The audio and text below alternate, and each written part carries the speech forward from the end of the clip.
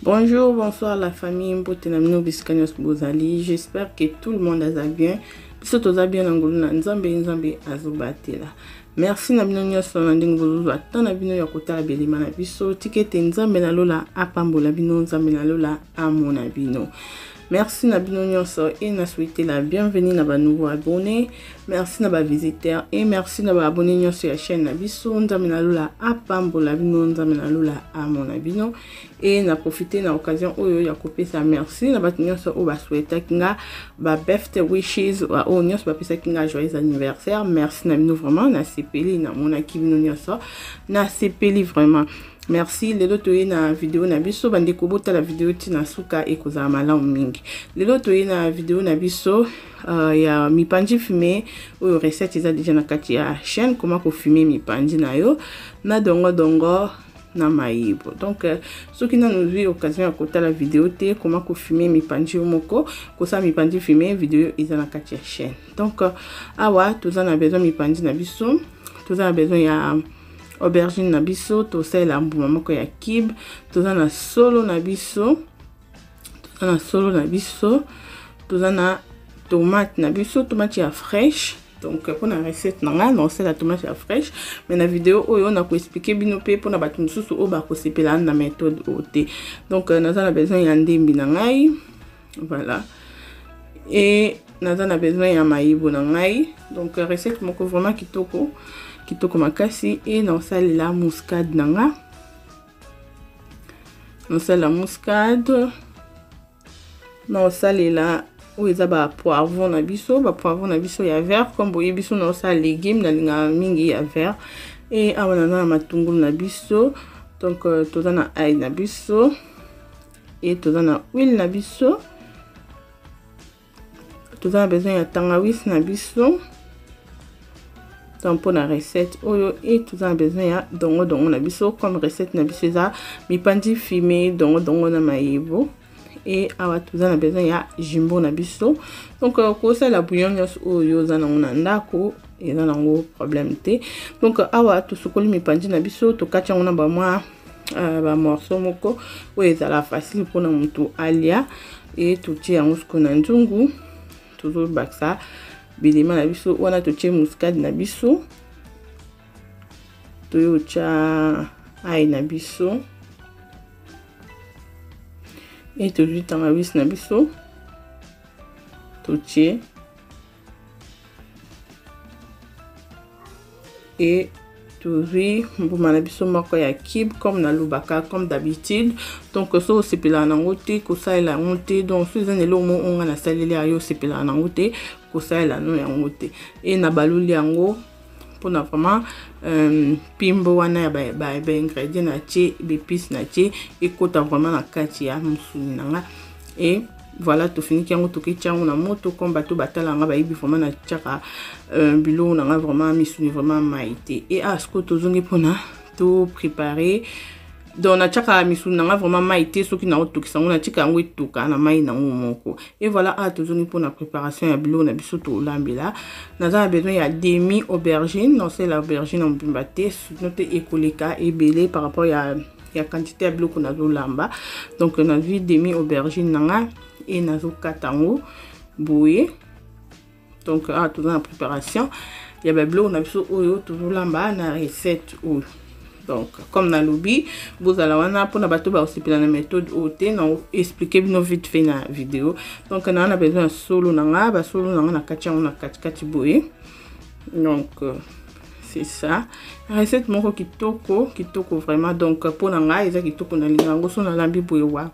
na lia vraiment kitoko. Donc na nga ba beblo au moins boye solo na biso to kachango. Donc ato na solo na biso na aubergine et awaskoyo eza tomate na biso to tokisi yango mukie pour na poso elemba to longola poso. Donc on a besoin ya poso te parce que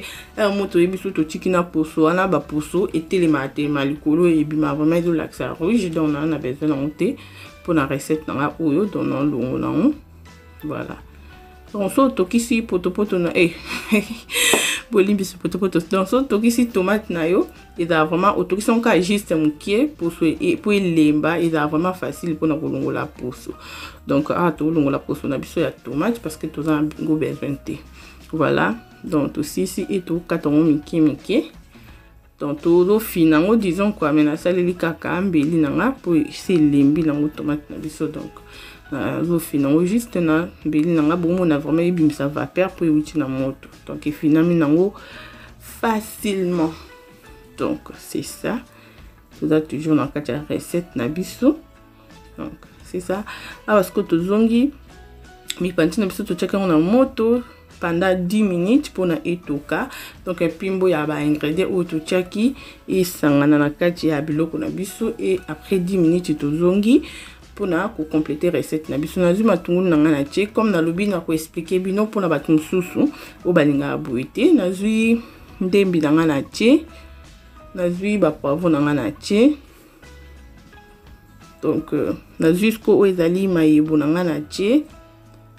et na yo zwa tomate na ngana tie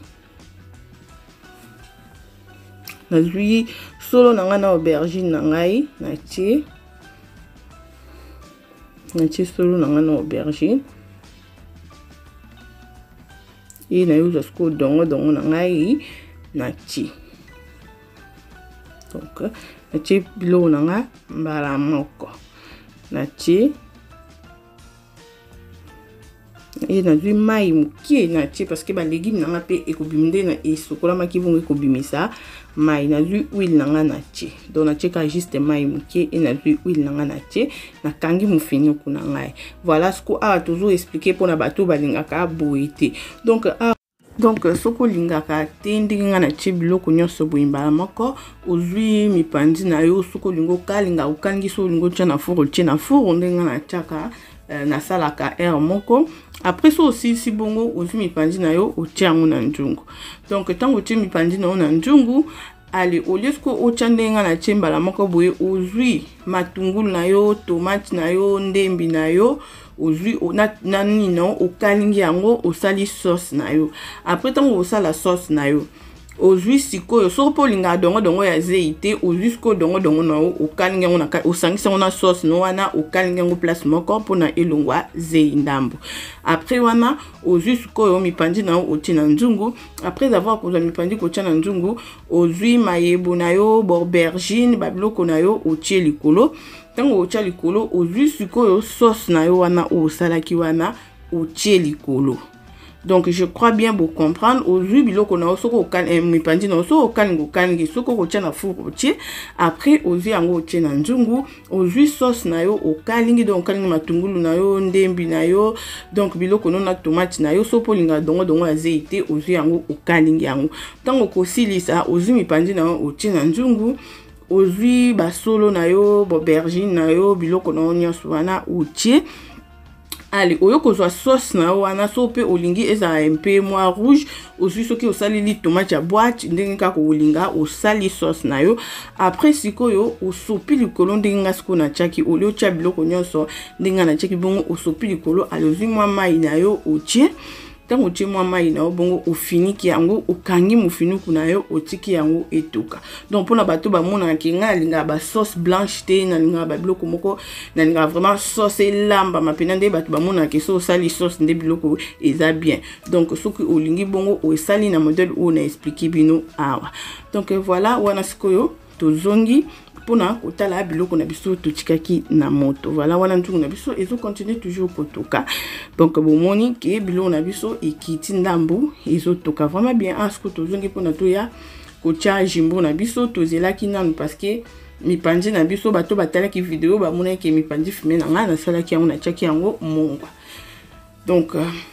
to bakisi juste jimbo na biso lutte moko et to kangi nzungu na biso to tiki yango etoka donc awa to zongi lisusu parce que boyebi vraiment nga so na olamba na balola nzungu pamba te donc wana to zongi sikoyo on a tout à la biloko na biso o to tikaki na moto bomoni vraiment ndenge ezotoka biloko na biso ekiti et to finiki yango to tiki yango lisusu etoka ndambo après to zonga est-ce que voilà a to zongi parce que to tiki biloko na biso etoki et to ko balula yango wa biloko et ça vraiment pimbo moko ya kosakana te. Donc nde na expliqué bino nga pena so na lambi boye sauce boye tokos na liaka vraiment le quoi na film na lia vraiment bien na lia ba sauce blanche boye ezaka vraiment bien na sepela na makasi na na lambi boye na liaka vraiment na petit makasi. Donc non balula ngo juste mukie pour na pete ke dongo na ngi panja na makasi to non balula malembe ipandi fumé dongo na mayebo. Donc c'est ça. C'est ça, na sali maïbo ya boîte parce que na sali vraiment na besoin de pour un morceau na sali maïbo normal c'est nganga na tokisa on na boaki donc na sali nga maïbo ya boîte pour na vite fait. Donc so sali maïbo ya boîte il faut ko passer en nanu avant ou lambila. Voilà soupe na biso yango yo tozongi susu de na lobaki juste pour nako contrôler yango. Donc ozo chamwa lutu na se muke pour un moko dongo et kanga makana c'est soupe njugu no ezape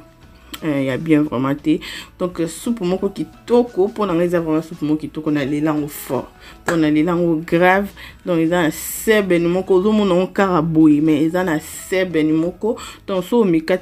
parce que koza décidé soupe moko vraiment kitoko so c'est pela boité o meki na ndenge oyo na expliquer bino na katikati ya vidéo. Voilà soupe na biso yango yo